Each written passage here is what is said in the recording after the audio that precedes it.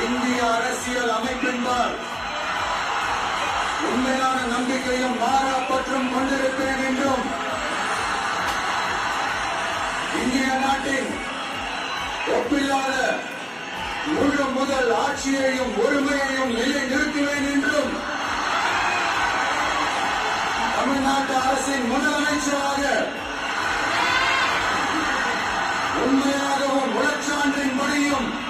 என் கடமையை நிறைவேற்றுவேன் என்றும்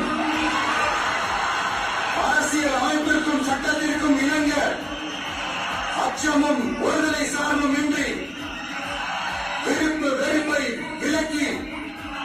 பலதரப்பட்ட மக்கள் அனைவருக்கும் நேர்மையானதை செய்வேன் என்றும் ஆண்டவன் மீது ஆணையிட்டு உறுதிமொழிகிறேன்.